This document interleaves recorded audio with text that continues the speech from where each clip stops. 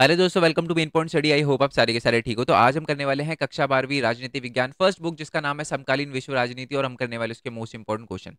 ये most important question नहीं है, सारे के सारे पीवाईक्यूज भी है, याद रखना। पीछे किसी ना किसी एग्जाम के अंदर आ रखे हैं। और मैं सिंपल लैंग्वेज में बोलूँ तो पूरा का पूरा पेपर जो है, जो भी मैं आपको इस वीडियो के अंदर चैप्टर करवाऊंगा, वो इसी जो और एग्जाम में जो क्वेश्चन आएंगे वो इसी पीडीएफ के अंदर से आपको देखने के लिए मिलने वाले हैं। ठीक है जी। तो बिल्कुल भी दिमाग में असमंजस मत रखना, डाउट मत रखना कि सर इसमें से आएगा नहीं आएगा। कल आपका एग्जाम है। ठीक है, शाम को मेरे को क्वेश्चन पेपर भेजना, एक एक क्वेश्चन मैच करवा दूंगा। तो बिना दिमाग में कोई भी डाउट मत रखना कि सर इसमें से आएगा नहीं आएगा, क्योंकि बच्चे पछताते हैं।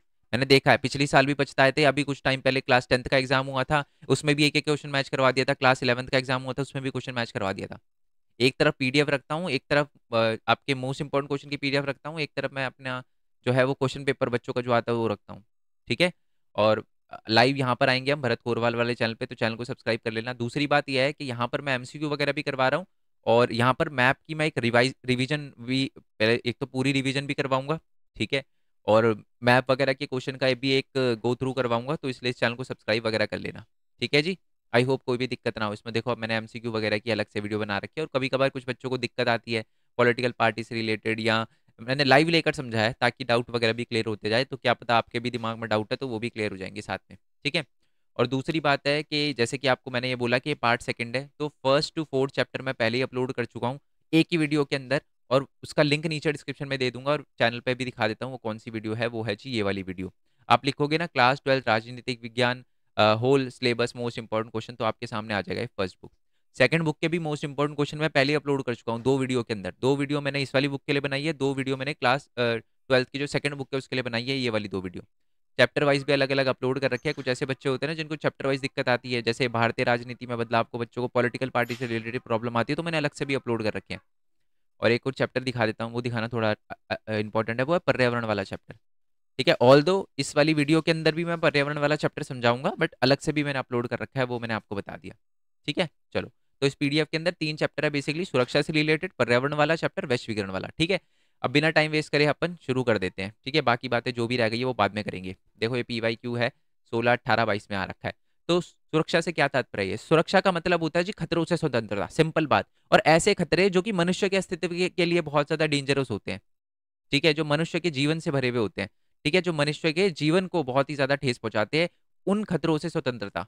अब बोलोगे सर इसका क्या मतलब है? जैसे मान लो मेरे को चोट लग जाती है, तो मैं क्या ये कहूंगा कि जी हमें इसके लिए सुरक्षा वगैरह रखनी चाहिए? नहीं, क्योंकि यार वो एक बंदे को लगी है। और यहाँ पर कौन सी सुरक्षा की बात हो रही है? यहाँ पर बात हो रही है जो पूरे मानव अस्तित्व के लिए खतरा पहुंचाए, जैसे टेररिज्म, है ना, सेना का अटैक, ग्लोबल वार्मिंग। ये सारे के सारे जो है वो सुरक्षा की श्रेणी में आते हैं, क्योंकि ये सबको बहुत ज्यादा अफेक्ट करते हैं। ठीक है। अब देखो, बेसिकली खतरे भी है ना दो टाइप के होते हैं। एक तो होते हैं जी पारंपरिक। पारंपरिक मैं बता रहा हूँ, नीचे क्वेश्चन आएगा इसलिए पहले क्लियर करो। पारंपरिक पारंपरिक वो होते हैं जो बहुत पुराने से चलते आ रहे हैं खतरे, जैसे सेना का अटैक। सर ये तो बहुत पुराने से चलता आ रहा है सर, राज रजवाड़ों के टाइम में होता था सर, हमने महाभारत में भी बहुत सारी लड़ाइयां देखी है। तो ये तो अटैक जो होता था, सेना का अटैक वगैरह, ये तो बहुत पुराना है। तो ये पारंपरिक जो है वो हमारा खतरा है। एक होता है गैर पारंपरिक, जो पहले नहीं था जो अब है, जैसे ग्लोबल वार्मिंग। आपने कभी नहीं सुना होगा कि जी पुराने टाइम में जो है वो राजा रजवाड़े ग्लोबल वार्मिंग से दिक्कत हो गई थी, नहीं, है ना। जो महामारी महामारी जो है वो भी एक नया है, जैसे कोविड 19 के टाइम में आपको पता है कितनी ज्यादा महामारी फैल गई थी। ग्लोबल वार्मिंग हो गया, है ना, महामारी हो गया, ये सारी की सारी प्रॉब्लम में आज बहुत ज्यादा फेस, टेररिज्म हो गया। ये सारी की सारी गैर पारंपरिक है। गैर पारंपरिक, पारंपरिक नहीं है, पहले से नहीं चलती आ रही। ठीक है जी, आई होप ये बात आपको क्लियर हो गई हो।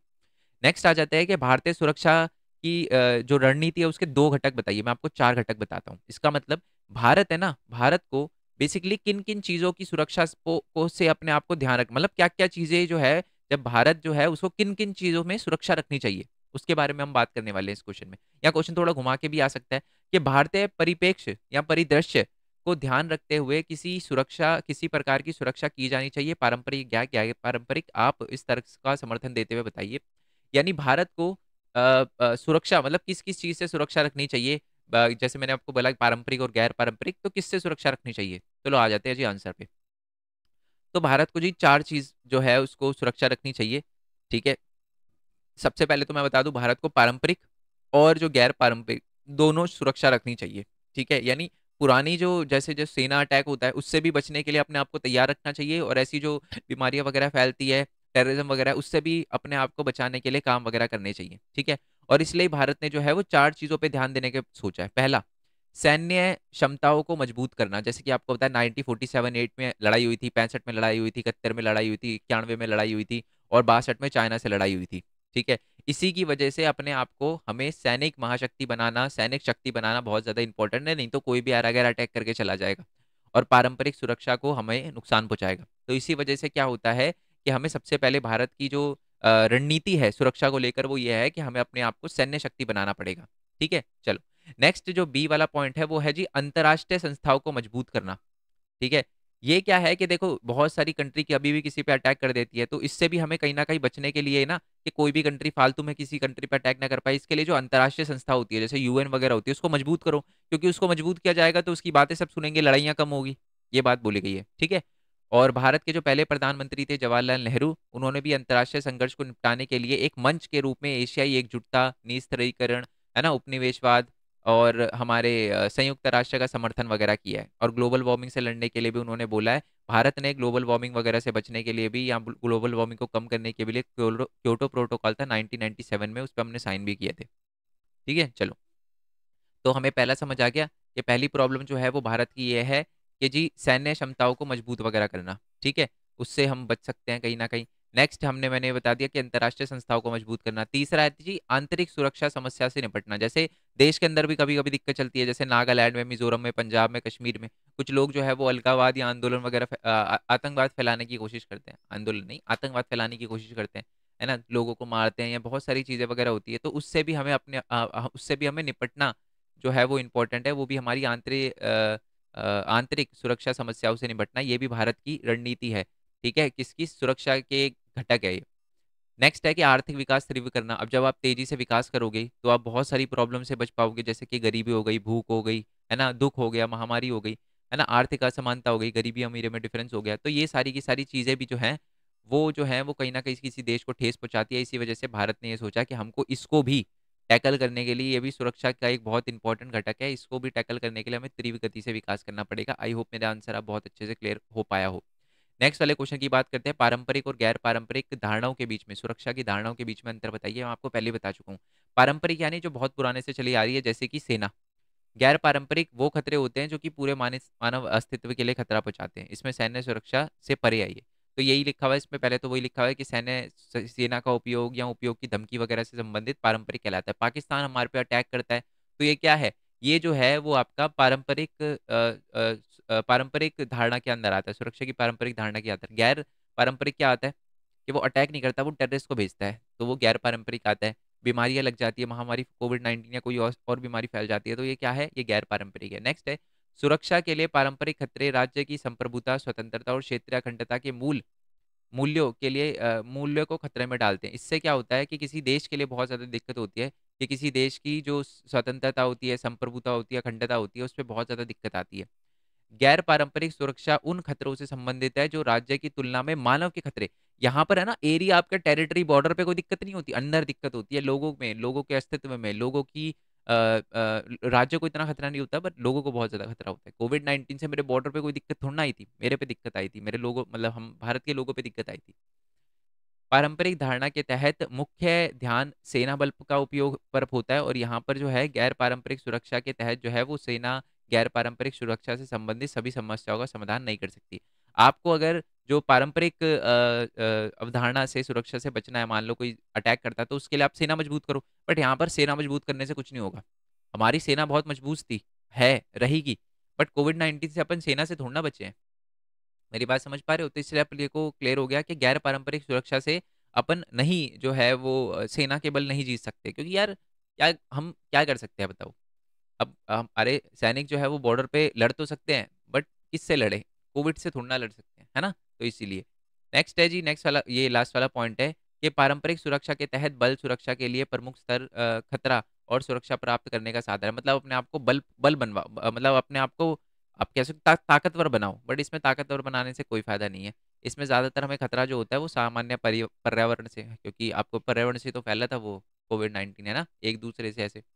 नेक्स्ट है कि पारंपरिक सुरक्षा और बाहरी सुरक्षा। अब पारंपरिक सुरक्षा भी दो टाइप की होती है, एक तो आंतरिक सुरक्षा, एक होती है बाहरी सुरक्षा। ठीक है? देश के अंदर जब लड़ाइयाँ होती है ना, अशांति फैल जाती है, दंगे होते हैं, या अलगाववादी कुछ लोग अलग करवाना चाहते हैं, तो ये आंतरिक खतरा है। ये पारंपरिक तो है, ये आंतरिक खतरा है। ठीक है, और एक होता है बाहरी खतरा, बाहर की कंट्री को अटैक कर दे। लेट्स अज्यूम, समझाता हूँ मैं आपको। मान लो मैं हूँ, ठीक है, मैं अपना एग्जांपल दूंगा। मान लो मैं हूँ, मैं ये बोलूँ कि जी मैं अलग कर दूंगा भाई, अपना अलग वो कंट्री बनाऊंगा, ये फलाना फलाना बनाऊंगा।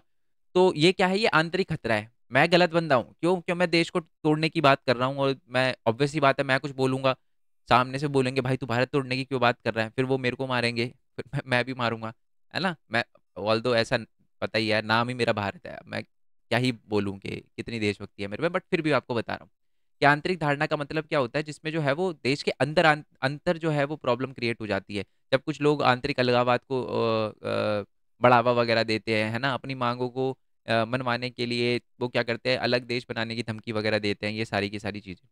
और बाहरी जो होता है, जब कोई दूसरा देश हमारे पे हमला कर दे, तो ये बाहरी धारणा कहलाता है सुरक्षा का। ठीक है, चलो जी, आई होप ये बात आपको क्लियर हो गई। अब दुनिया में कहीं भी लड़े जाने वाले सशस्त्र संघर्ष में 95% से अधिक जो है वो आंतरिक युद्ध का संघर्ष है।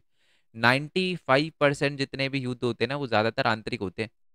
हर कंट्री जो है वो आंतरिक, कहीं ना कोई कंट्री में जो है वो आंतरिक जो है वो सुरक्षा से लेकर लड़ाई चल रही होती है। अलगाववाद आंदोलन हर देश में है, हर देश में, आप किसी में भी चले जाओ, किसी में भी चले जाओ, भारत के अंदर भी है, पता ही है आपको। बट ऐसा नहीं है कि कोई कंट्री, अमेरिका के अंदर है भाई, कनाडा, रशिया, यूक्रेन, पता नहीं किस किस कंट्री में है अलगाववादी आंदोलन, हर कंट्री में चलता है। ये चाइना है ना, बांग्लादेश है, श्रीलंका में हमने देखा था सिन्हाला ने अपने तमिल ने किया था, है ना। तो ये मिलता ही आपको। सुरक्षा के लिए खतरे के किन्हीं 4 नए स्रोतों की पहचान करें। मतलब बहुत सारी, मतलब सुरक्षा से सुरक्षा के लिए जो खतरे हैं, अब 4 ऐसे खतरे बताओ जिनके बारे में हमने पहले कभी नहीं सुना था, मतलब आज से 2000 साल पहले या 1000 साल पहले जिनके बारे में नहीं सुना था, बट आज सुन रहे हैं। तो वो कौन कौन सी चीजें हैं? सबसे पहले तो जी आतंकवाद। आतंकवाद के बारे में आज से 300 साल पहले, 500 साल पहले जाओगे ना, किसी ने भी आतंकवाद के बारे में नहीं सुना होगा। तो आतंकवाद का तो मतलब आपको पता ही है, अलग से आतंकवाद का है ना पैराग्राफ भी आ सकता है। आतंकवाद का मतलब होता है किसी को डराना, समाज में भय फैलाना, अपने उद्देश्यों को पूरा करने के लिए लोगों को टारगेट बनाना, चाहे वो राजनीतिक तौर पे हो या धार्मिक तौर पे हो, उसी को हम कहते हैं जी आतंकवाद। ठीक है जी, और ऑब्वियस ही बात है, दुनिया के एक भी ऐसा देश नहीं है जो आतंकवाद से पीड़ित ना हो। हर देश के अंदर जो है ये आतंकवादी जो है वो बम बम फोड़ते हैं, एक दूसरे को मारते हैं। एक दूसरे को क्या, खुद तो बचते हैं और बाकी को मार, कुछ तो ऐसे भी होते हैं जो खुद को उड़ा लेते हैं कि भाई मैं खुद भी मरूंगा, दूसरों को साथ में भी लेके जाऊंगा, है ना। तो ये जो चीज़ है, ये बेसिकली अभी हमें आज 300-400 साल पहले ही हमने 300-400 साल, 100-150 साल से ही पहले नहीं थी टेररिज्म। नेक्स्ट है कि मानवाधिकार इन्हें 3 प्रकार में वर्गीकृत करता है: राजनीतिक अधिकार, और आर्थिक सामाजिक अधिकार, और औपनिवेशिक लोगों पे अधिकार। तो बेसिकली ये जो अच्छा, मानवाधिकार की बात करते हैं। मानवाधिकार से रिलेटेड जो उल्लंघन हुए हैं ना, ये भी पहले नहीं हुआ करते थे, अब बहुत ज्यादा होते हैं। लोगों के साथ भेदभाव वगैरह, लोगों के अधिकार वगैरह छीनना, ये सारी की सारी चीजें आज पहले देखी। अब देखो पुराने टाइम में क्या होता था, अगर लड़ाइयाँ भी होती थी ना, तो लोगों को बेसिक राइट थे, है ना। आपने सुना होगा निहत्थों पे तलवार नहीं चलाना, निहत्थों पे नहीं तो एक हर बंदे के एक राइट होते थे, सब है ना एक सिद्धांत पे चलते थे। आज कोई सिद्धांत नहीं है, आज मानव अधिकार का बहुत ज्यादा उल्लंघन होता है। तो ये वही बता रखा है, मानव अधिकार से रिलेटेड भी समस्याएं जो है वो अब हमें देखने के लिए मिलती है, पहले इतने टाइम पहले, बहुत पहले जो है वो शायद नहीं देखने के लिए मिलती थी। और ये मानव अधिकार में क्या है, राजनीतिक अधिकार के लोग, राजनीतिक तौर पर अगर किसी बंदे के साथ भेदभाव वगैरह होता है, उनको भाषण का अधिकार नहीं दिया जाता, स्वतंत्रता का अधिकार नहीं दिया जाता, तो ये मानव अधिकार की श्रेणी में आता है ना। पहले दिया जाता था, आज से 100-150 साल पहले, 200-300-400 साल पहले लोगों के पास थोड़े राइट थे, आज नहीं है। अब मतलब ऐसा नहीं है आज नहीं है, आज जो है वो थोड़ा सा मानव अधिकार को लेकर कुछ देश ऐसे होते हैं जो अपने लोगों को बोलने नहीं देते, यहाँ दिक्कतें वगैरह क्रिएट होती है। नेक्स्ट है कि आर्थिक और सामाजिक अधिकार। ये है आर्थिक और सामाजिक प्रकृति से संबंधित अधिकारों से संबंधित है। यानी मान लो किसी को कोई पर्टिकुलर जॉब या समाज में भेदभाव वगैरह होता है, तो इससे रिलेटेड अगर भेदभाव होता है तो ये भी मानव अधिकार का उल्लंघन है। ये पहले इतना भेदभाव वगैरह नहीं, बट आज जो है बहुत देखने के लिए मिलता है। नेक्स्ट है और औपनिवेशित लोगों का अधिकार। ठीक है, मतलब उनको मतलब किसी एरिया पे जाके अटैक वगैरह कर लेते हैं, उनका एरिया घेर लेते हैं, तो उनको भी कुछ अधिकार वगैरह है, तो उनके भी अधिकारों का उल्लंघन होता है। तो इसलिए मानव अधिकार जो है वो ऐसी प्रॉब्लम है, मानव अधिकार से रिलेटेड लोगों को राइट्स वगैरह नहीं दिए जाते, ये जो है वो हमने आज ही 100-150 साल में ही नोटिस करी है।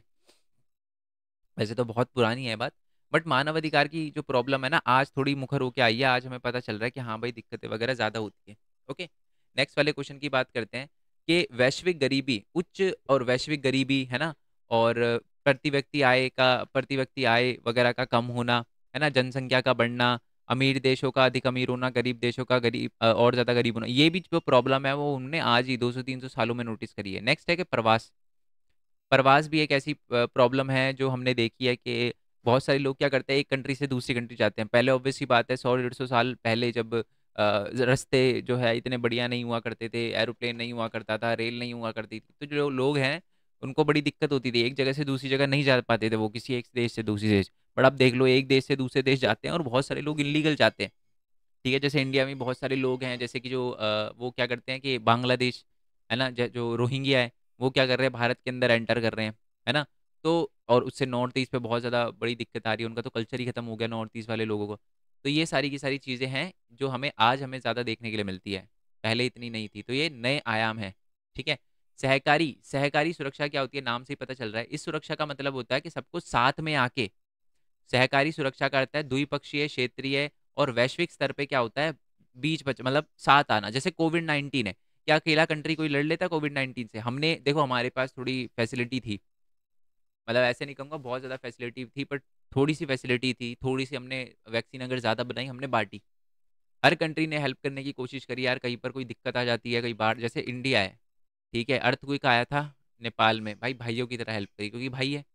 श्रीलंका में दिक्कत आई थी, अभी देखो इकोनॉमिक क्राइसिस आया था, जो हमारा आईएमएफ है, आईएमएफ है, या मैं बोलूँ शायद आईएमएफ नहीं, 2.9 बिलियन का लोन दिया था कि जी ये लो।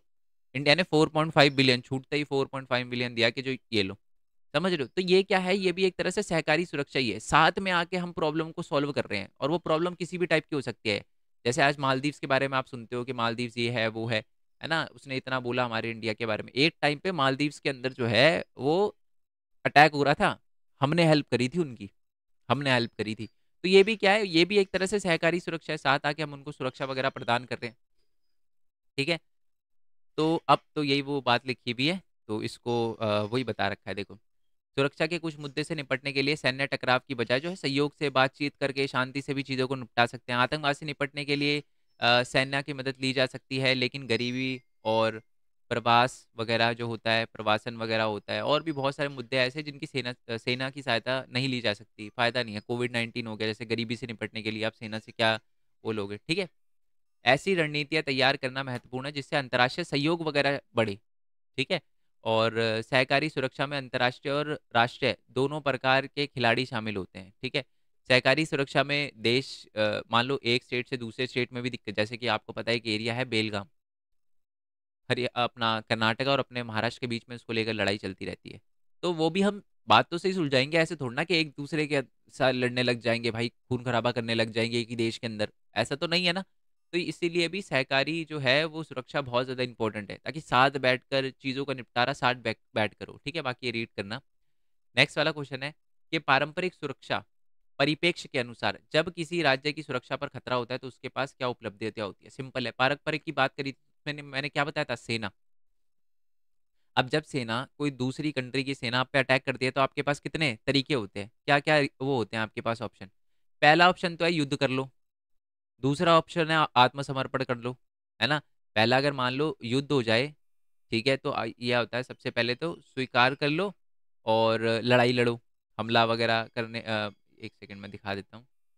हाँ बिल्कुल। पहला है जब वास्तव में युद्ध छिड़ जाता है तो हमलावर देशों के उद्देश्य से वंचित किया जाता है, जिससे मुंह मोड़कर हमलावर ताकतों को पूरी तरीके से परास्त किया जा सके। पहला तो लड़ लो उससे।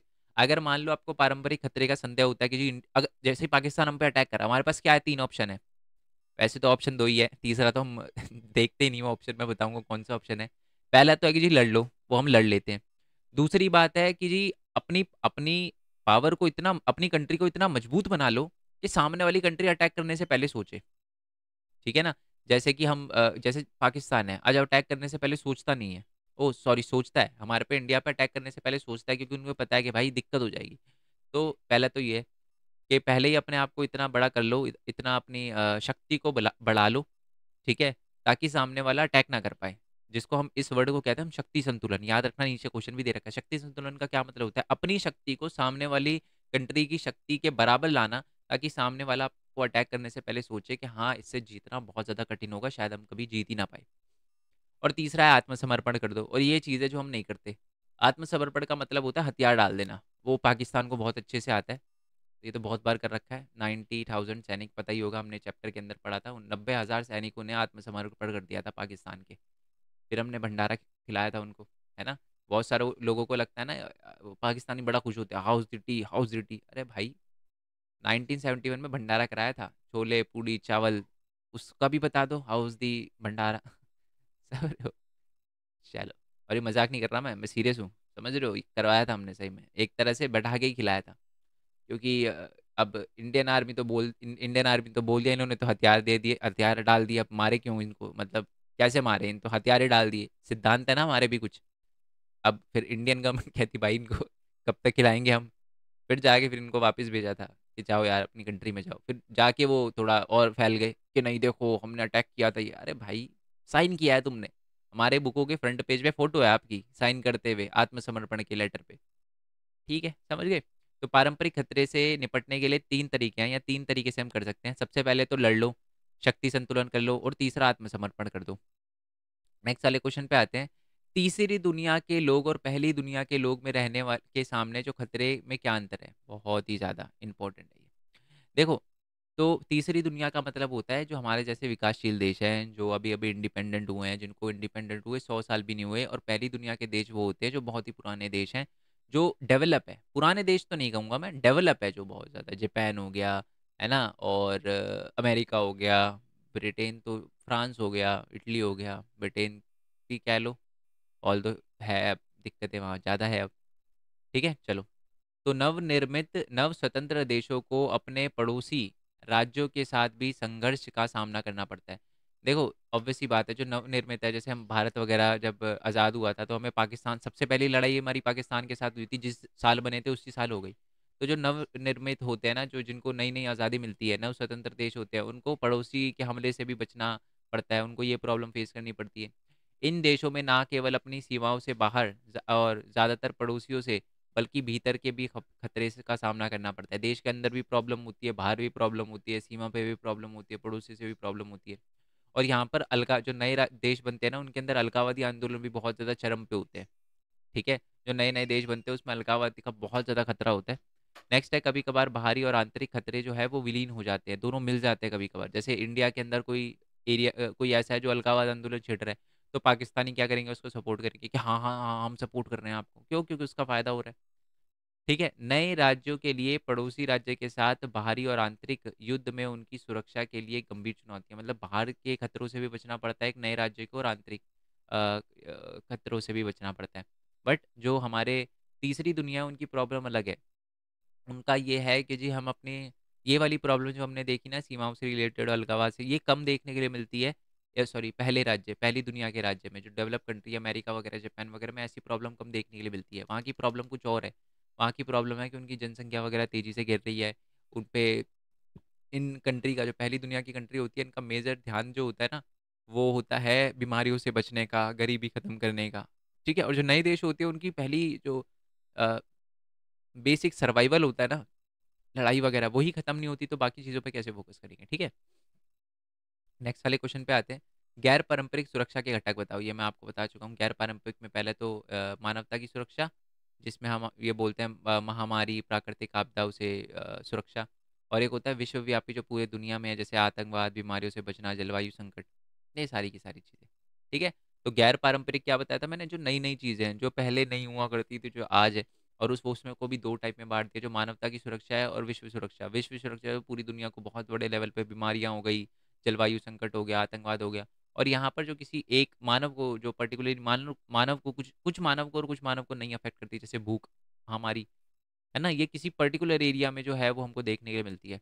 अभी मैं आपसे जैसे बोलूँ कि अर्थक्वेक है, नेपाल में आया, क्या पूरी दुनिया में आया है, या पूरी दुनिया में एक साथ आया, नहीं। बट अगर हम बीमारी की बात करें, आतंकवाद की बात करें, पूरी दुनिया ही पीड़ित है। नेक्स्ट वाले क्वेश्चन पे आते हैं। नेक्स्ट वाला क्वेश्चन आपकी स्क्रीन पर ये रहा। ये विश्व सुरक्षा और उनके बारे में डीप में लिखा हुआ है, थोड़ा रीड कर लेना। बाकी पीडीएफ तो मैं दे ही दूंगा डिस्क्रिप्शन में, जैसे मैंने बोला। शक्ति संतुलन का क्या मतलब है और कोई राज्य से कैसे हासिल कर सकता है। शक्ति संतुलन का मैंने आपको मतलब बता ही दिया था।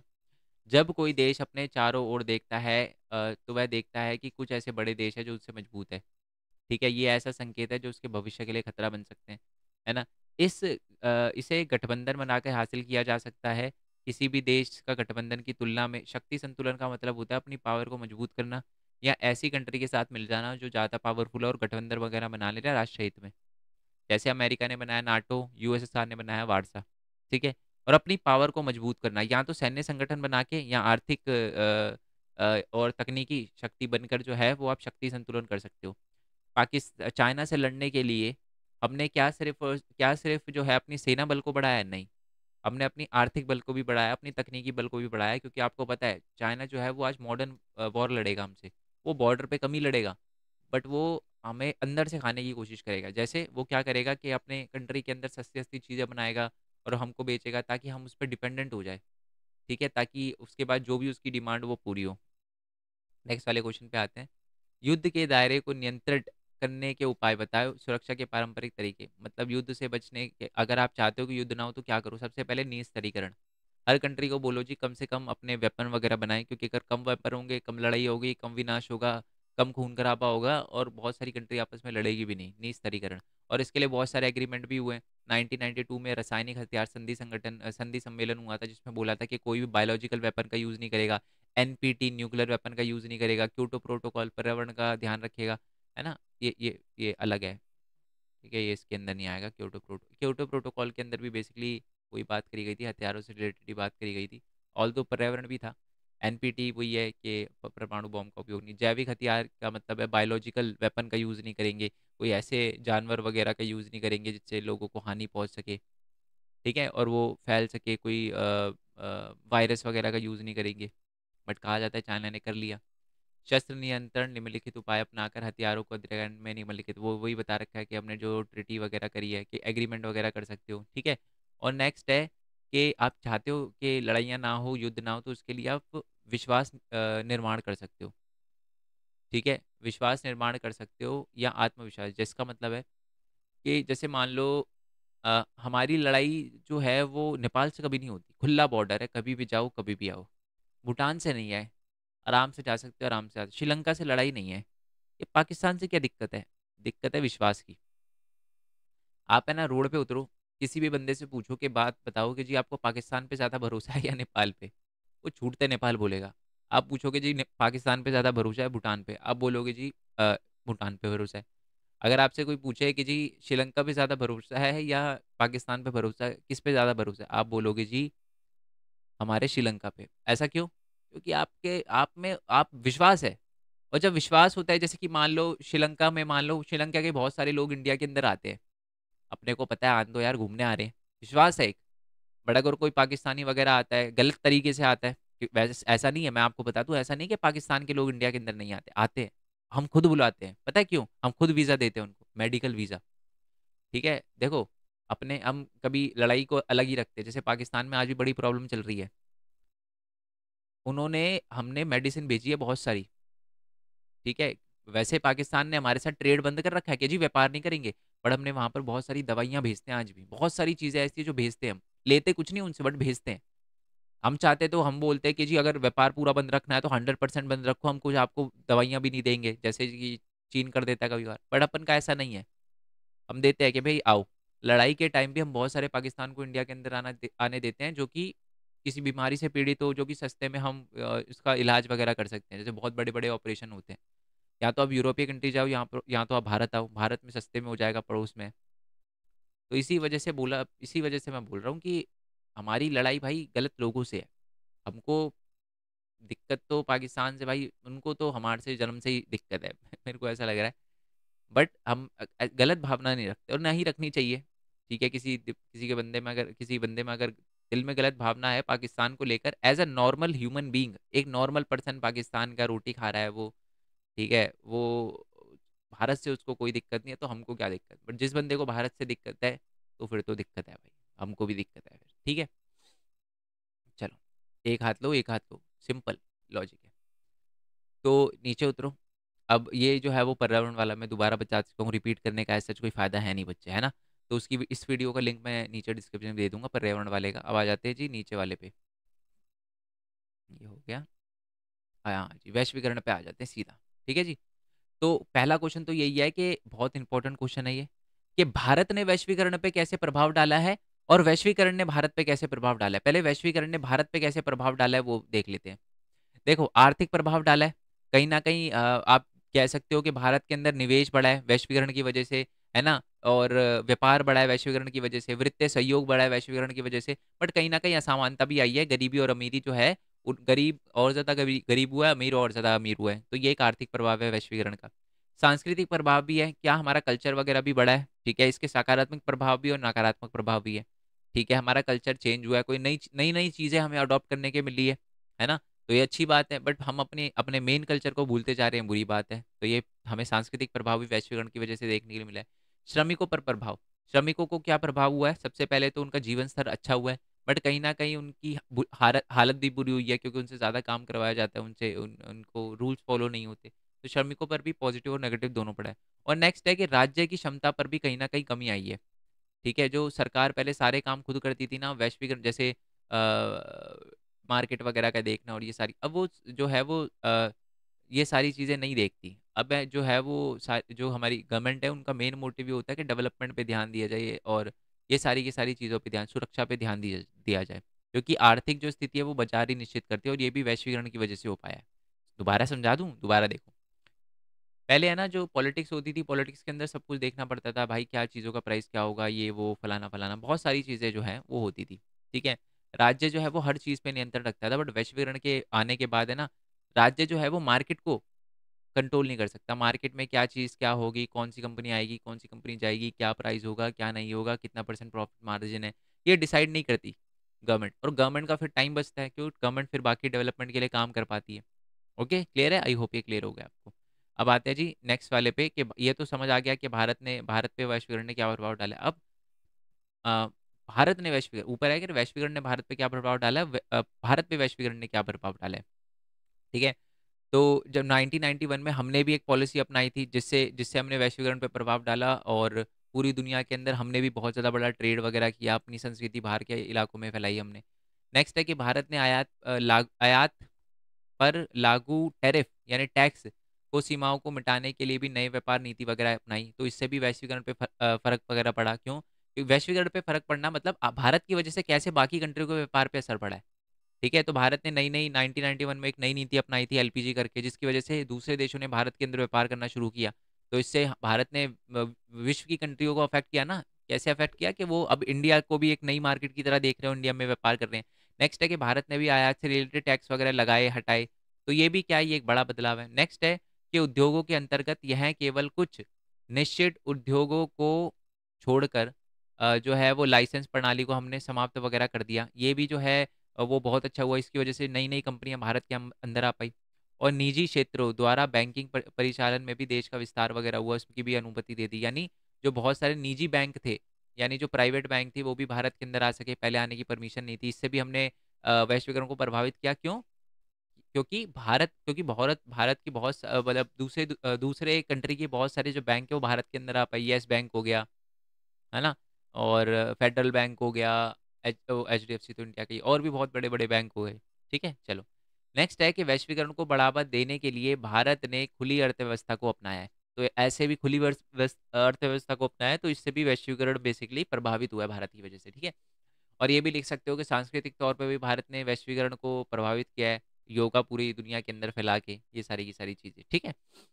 नेक्स्ट वाले क्वेश्चन पे आते हैं। हमारा नेक्स्ट वाला क्वेश्चन है कि वैश्वीकरण के राजनीतिक, आर्थिक, सांस्कृतिक प्रभाव, भाई लिख लो यार, लिख लो, मोस्ट इंपॉर्टेंट है, मोस्ट इंपॉर्टेंट है।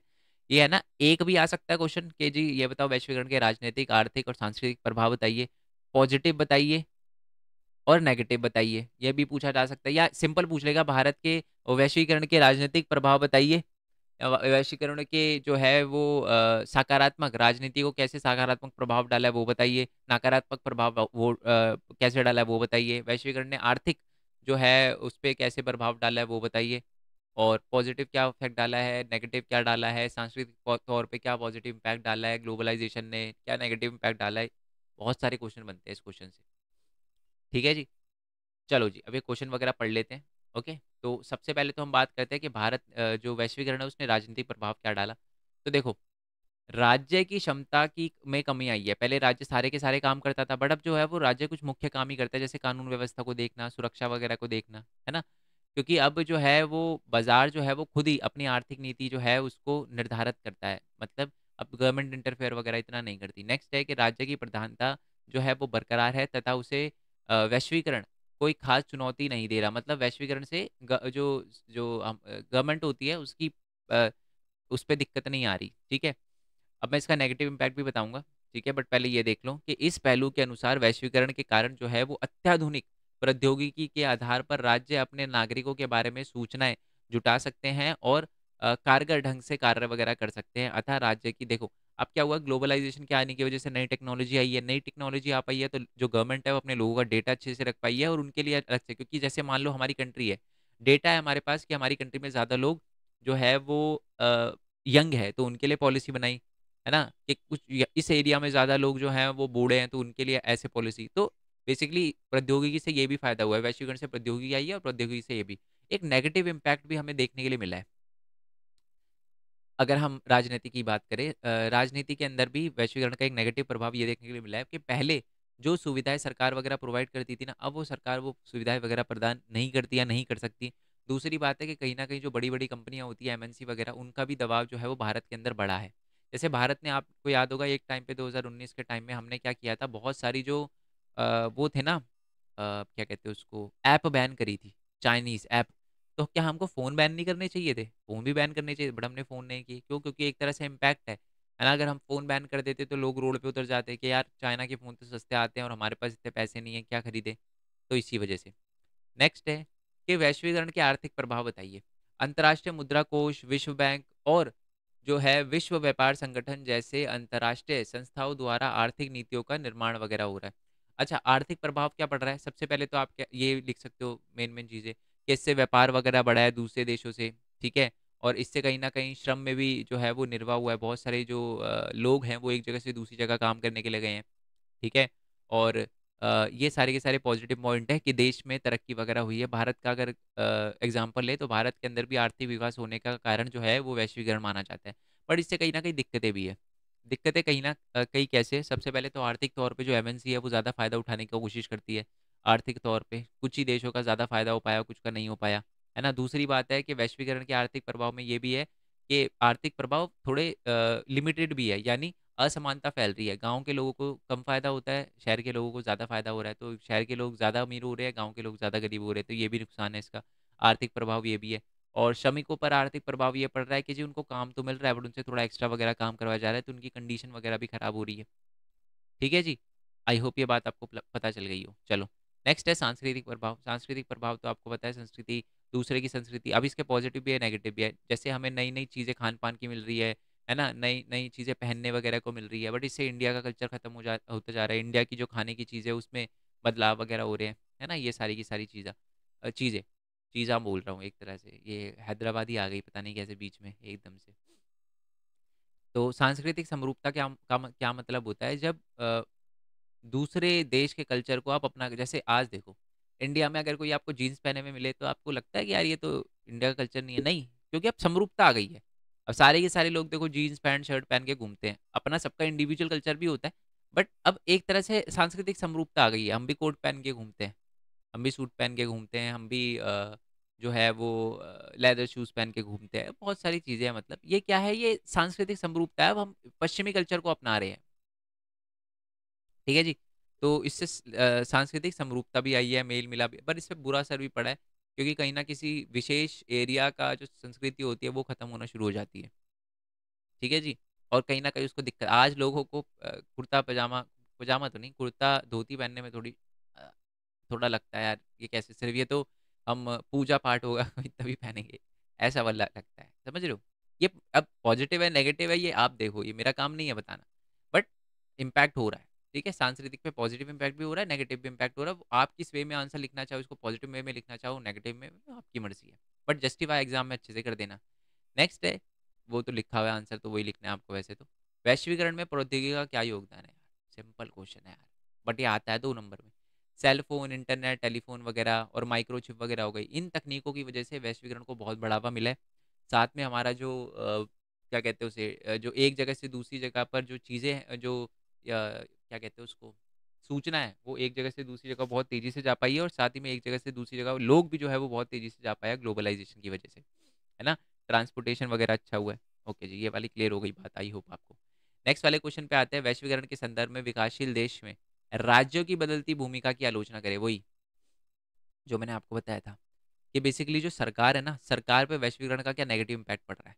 पहली बात तो है कि जो सरकार है उनकी क्षमता जो है वो अब कम हुई है। अब जो सरकार पहले सब कुछ कर सकती थी, कोई भी कंपनी कभी भी बैन कर, अब वो नहीं कर सकती। थोड़ा सा भी इम्पैक्ट डाल देती ना कोई कंपनी किसी कंट्री की गवर्नमेंट पे, कोई भी कंपनी अगर किसी कंट्री की गवर्नमेंट पे इम्पैक्ट डालती थी, लोगों पे impact, उसी दिन बंद हो जाती थी वो कंपनी, बट आज ऐसा नहीं कर सकते। ये एक इम्पैक्ट हुआ है। नेक्स्ट है कि बाजार आर्थिक और सामाजिक प्राथमिकताओं को स्थापित करने के लिए एक प्रमुख चिंता का विषय बन गई है। ठीक है, तो बेसिकली बाजार ही जो है वो सामाजिक प्राथमिकताओं को डिसाइड वगैरह करता है। इसका मतलब है देखो, चीज़ों के प्राइस मैंने आपको बताया, बाजार आज खुद चीज़ों के प्राइस डिसाइड करता है। तो इससे भी कहीं न कहीं कुछ लोगों को मिल पाता है, कुछ लोगों को नहीं मिल पाता, सरकार इसमें कुछ नहीं कर सकती, तो ये भी है। नेक्स्ट है कि बहुराष्ट्रीय कंपनियाँ भी कभी-कभार सरकार की नीतियों को बनाने में जो है वो एक बहुत अहम भूमिका निभाती है। जैसे कि मान मैंने आपको बताया था वो चाइनीज़ फ़ोन हमने बैन क्यों नहीं करे? कहीं न कहीं हमें हमें इंडियन गवर्नमेंट को भी लग रहा था यार बैन कर दे तो लोग रोड पे उतर जाएँगे, आंदोलन वगैरह करेंगे, ये सारी की सारी चीज़ें। ओके। नेक्स्ट है कि पुराना कल्याणकारी राज्य अब कानून और व्यवस्था के रखरखाव और सुरक्षा के रूप में कुछ मुख्य कार्य करने के लिए अधिक से अधिक न्यूनतम राज्य का रास्ता दे रहा है। इसका मतलब यह है कि बहुत कम ऐसे काम रह गए हैं जो कि अब जो स्टेट गवर्नमेंट है वो कर रही है। ठीक है, ज़्यादा काम नहीं है उसके पास। ठीक है, जो पहले जो एक संरक्षणवाद की नीति अपनाती थी ना, वो अब खत्म हो चुका है। जो लोगों की ज़्यादा हेल्प करती थी सरकार, अब वो नहीं कर सकती। जैसे इसका एक और एग्जांपल देता हूँ। इंडिया की गवर्नमेंट है ना, फार्मर को सब्सिडी देती थी। समझ लो, कनाडा और ऑस्ट्रेलिया दोनों के दोनों जो है वो दोनों के दोनों डब्ल्यूटीओ में पहुंचा कि देखो, इंडिया की गवर्नमेंट कर रही है गलत, अपने फार्मर को सब्सिडी दे रही है।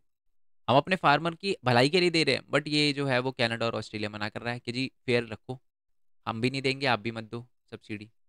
जबकि हमें हमारे फार्मर को थोड़ी ज़रूरत है, क्योंकि हमारी फार्मर की पॉपुलेशन थोड़ी ज़्यादा है यहाँ पर। ठीक है, चलो। मैकडोनल्डीकरण क्या है ये तो पता ही है आपको। मैकडोनल्डीकरण का मतलब है कि जो आप कह सकते हो कि जो वेस्टर्न देश है, खासकर अमेरिका वगैरह, उसका जो है वो दूसरी कंट्री की संस्कृति पर ज़्यादा प्रभाव हमें देखने के लिए मिलता है। तो इसी चीज़ को मैकडोनल्डीकरण कहते हैं। मैकडोनल्ड्स जो है आपको पता है वो भी अमेरिका वगैरह की एक कंपनी है, पिज़्ज़ा मैकडोनल्ड, है ना। आई एम लविंग इट, ऐसा ही है ना मैकडोनल्ड्स का, तो यही है, यही बता रखा है, इसी को कहते हैं मैकडोनल्डीकरण। 2 मार्क्स में क्वेश्चन आ सकता है। नेक्स्ट है कि वैश्वीकरण का विरोध क्यों किया जाता है। जैसे कि आपको पता है वैश्वीकरण के विरोध करने के पीछे भी बहुत सारे रीजन है। पहला, राजनीतिक अर्थों में अच्छा, वैश्वीकरण का विरोध इसलिए कहा जाता है क्योंकि माना जाता है कि राजनीतिक तौर पर जो है वो राज्य को कमजोर करता है। आर्थिक क्षेत्र के अंदर भी ये कहीं ना कहीं आप कह सकते हो कि किसी देश पर निर्भरता बढ़ाता है। आज हम एक तरह से चाइना पे थोड़ा बहुत निर्भर ही हैं, थोड़ा क्या ज़्यादा ही निर्भर है। ठीक है, क्योंकि अगर वो ट्रेड बंद कर दे तो हमें थोड़ा धक्का लगेगा, बहुत ज़्यादा बड़ा धक्का लगेगा, खासकर फोन इंडस्ट्री को, और भी बहुत सारी चीज़ें जो चाइना से डायरेक्टली आती है। ठीक है, और संरक्षणवाद के दौर भी कायम करना चाहते हैं, संरक्षणवाद वगैरह का दौर वगैरह भी, आर्थिक आर्थिक अच्छा, आर्थिक निर्भरता भी बढ़ी है और साथ में संरक्षणवाद का दौर भी, मतलब एक तरह से फायदा सिर्फ अमीर कंट्रियों को हो रहा है। वामपंथी विचारक भी इसका विरोध वगैरह करते हैं। वामपंथी जो गरीबों के लिए सोचते हैं ना, जो लोग वामपंथी, हमने पढ़ा था ना सेकंड बुक के अंदर, वामपंथी वो लोग होते हैं जो गरीबों के बारे में सोचते हैं, सामाजिक अल्पसंख्यकों के बारे में सोचते हैं। वो भी कहते हैं जी वैश्वीकरण अच्छा नहीं है, क्योंकि इससे जो गरीब लोग हैं उनको दिक्कत वगैरह ही फेस करने के लिए मिलती है अल्टीमेटली। क्योंकि गरीबों, मैंने आपको बताया ना, गाँव का वैश्वीकरण के आर्थिक प्रभाव में ये था कि गाँव को कम फायदा हो रहा है, शहर को ज्यादा हो रहा है, इसलिए और ज्यादा अमीर, गरीब और ज्यादा गरीब हो रहा है। नेक्स्ट है कि सांस्कृतिक भी प्रभाव पड़ रहा है। विरोध इसलिए हो रहा है कि लोगों की संस्कृति वगैरह भी बहुत सारी जो है वो खत्म होती जा रही है, लोग अपनी संस्कृति वगैरह भूलते जा रहे हैं, तौर तरीके भूलते जा रहे हैं। ठीक है, नेक्स्ट है कि वर्ल्ड सोशल फोरम नव उदारवादी वैश्वीकरण के विरोध में एक विश्वव्यापी मंच भी है, और इसी के लिए एक वर्ल्ड सोशल फोरम बनाया गया है, याद रखना। ठीक है, वर्ल्ड सोशल फोरम बनाया गया है, और इसकी 2016 में, जहाँ तक मेरे को याद है, या 2006 में, चेक करना आप एक बार, मीटिंग भी हुई थी भारत के अंदर, मुंबई के अंदर, जहाँ तक मेरे को याद है। ठीक है, और इसके तहत ही बहुत सारे लोग जो है वो वैश्वीकरण को अपोज करते हैं। वो कहते हैं कि जी पर्यावरणवादी जो है, मजदूर वगैरह है, महिलाओं वगैरह के लिए, मानव अधिकार के लिए जो वैश्वीकरण है वो ज़्यादा अच्छा नहीं है। ठीक है। और 1999 के अंदर जो है वो सिएटल में भी विश्व व्यापार संगठन की मंत्री स्तरीय जो है बैठक का विरोध किया गया था सिएटल के अंदर, अमेरिका के अंदर, और बोला गया था कि जी ये कहीं ना कहीं अ, ये भी एक तरह से विरोध ही दिखा रहा है कि जी वैश्वीकरण का विरोध वगैरह किया था वहाँ पर भी लोगों ने। ठीक है। एग्जाम्पल 1 नंबर में क्वेश्चन पूछा जा सकता है कि लोग वैश्वीकरण का विरोध कर रहे हैं, तो आपको बताना है यस, एग्जाम्पल दे देना फिर। नेक्स्ट है सांस्कृतिक विभिन्नता क्या है। वैश्वीकरण से प्रेरित सांस्कृतिक विशेषता और विवादपूर्ण हो जाती रही है संस्कृति। इसी विविधतापूर्ण बनने की प्रक्रिया को राष्ट्रीय विभिन्नीकरण कहा जाता है। ओके, इसका मतलब है कि अलग अलग हो जाना, विभेद हो जाना। ठीक है। अब क्या है, कुछ लोग जो है ना वो इतने थोड़े से हो गए हैं कि वो दूसरे के कल्चर से जलते हैं। जल जलना यार बहुत गलत वर्ड बोल दिया मैंने, जलते नहीं है वो वो क्या करते हैं, उनको अपोज करते हैं, उनको गुस्सा आता है देखने कर। जैसे कि एक सिंपल एग्जांपल लेते हैं, अफगानिस्तान। ठीक है। देखो कुछ बंदे अच्छे होते हैं, कुछ बंदे गलत होते हैं। अब मैंने जैसे अभी पाकिस्तान का एग्जांपल दिया, मैं डायरेक्टली पाकिस्तान के हर बंदे को नहीं कह सकता गलत है। मैं Pakistan as a state, as a government की बात करता हूँ जब भी पाकिस्तान के बारे में कुछ बोलता हूँ। बट अगर मेरे से आप पूछा जाए कि यार एक पाकिस्तानी बंदा है, तो मैं देखूंगा पहले कि ये अच्छा है या नहीं है ना। बट अफगानिस्तान में अगर आप जाओगे तो अफगानिस्तान जो है वो अमेरिका से, नॉर्मल अमेरिकन जिसका कोई लेना देना नहीं है, नॉर्मल है वो एक, उसको कोई लेना देना नहीं, उसका कोई मतलब वो ना किसी चीज़ को सपोर्ट करता ना अपोज करता। ठीक है। और फिर भी अफगानिस्तान के लोग जो है वो अमेरिका के लोगों से हेट करते हैं, उनके कल्चर से हेट करते हैं, है ना। तो ये क्या है, ये सांस्कृतिक विभिन्नीकरण है कि जी हमारा कल्चर सुपीरियर, बाकी कल्चर खराब। हम अपने दूसरे के कल्चर को अपनाएंगे भी नहीं और ना अपनाने देंगे, चाहे वो छोटा सा भी परसेंटेज क्यों ना हो। ठीक है। अब मैं यहाँ पर थोड़ा, जैसे कुछ लोग बोलते हैं कि जी धोती कपड़ा ही पहनो, पैंट शर्ट मत पहनो, या विमेंस को भी कपड़ों के बारे में बहुत सारी बातें बोली जाती है कि जी नहीं आप यही कपड़े पहनो, यही कपड़े पहनो, ये वगैरह। तो ये क्या है, इससे ना अब क्या हो रहा है कि हमें दो अलग अलग जो है वो संस्कृति के बारे में बहुत अच्छे से पता चल रहा है, तो इसलिए विभेद हो रहा है कि जी वो तो संस्कृति दूसरे की है, ये संस्कृति हमारी है, हम अपनी अपनाएंगे, वो अपनी अपनाएंगे। ऐसा विभेद जो है वो थोड़ा ज्यादा बड़ा है। ठीक है। तो एक तरह से एक तो होती है सांस्कृतिक समरूपता कि हमें दूसरों के कल्चर के बारे में जानने का मौका मिला है, हम उसको अपना रहे हैं। एक होता है सांस्कृतिक विभिन्नता या विभिन्नीकरण, हम दूसरे के कल्चर को क्या कर रहे हैं, अपोज कर रहे हैं, उनसे बिल्कुल अपोजिट जा रहे हैं, उनको अपोज कर रहे हैं, उनका विरोध कर रहे हैं। ठीक है। अब संरक्षणवाद क्या है, और भारत में संरक्षणवाद की नीति ने को कब छोड़ा। राज्य द्वारा आर्थिक रूप से कमजोर लोगों को आत्मनिर्भर बनाने के लिए विदेशी निर्यात को प्रतिबंध कर देते हैं, और इसी नीति को कहते हैं संरक्षणवाद। सिंपल लैंग्वेज में बताता हूँ। भारत का कोई छोटा टॉय मेकर है ना, टॉय पता है ना आपको, खिलौने बनाता है। वो क्या करता है कि भारत से अ, अब भारत के अंदर वो चीज़ें बेचता है, उसकी चीज़ें बिकती है 20 रुपए में, और चाइना से वही चीज़ आ रही है 10 रुपए की। ठीक है। तो अब भारत क्या करता है कि अब ऑब्वियसली कोई चीज़ चाइना से 10 रुपए की आ रही है, सस्ती आ रही है, तो नॉर्मल जो गरीब लोग हैं वो तो 10 रुपए की चीज़ खरीदेंगे, भारत के उसकी 20 रुपए की चीज़ क्यों खरीदेंगे।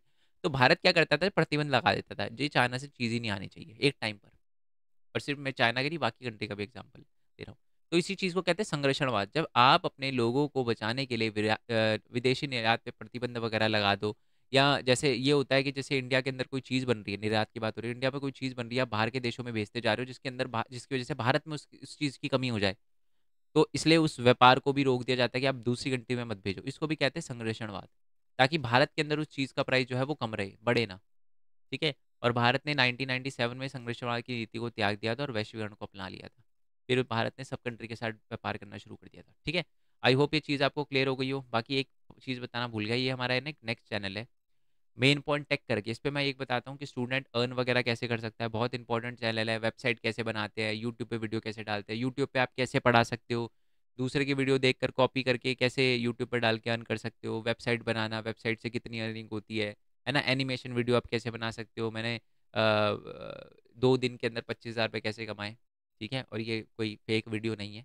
मैं देखो ध्यान से देखोगे, इस वाली वीडियो में 8 महीने का अंतर है। तो मैं ऐसा टाइम पास नहीं करता जब कुछ आप, ये चैनल है ना 2 साल पुराना है और इस पर सिर्फ 70 वीडियो है।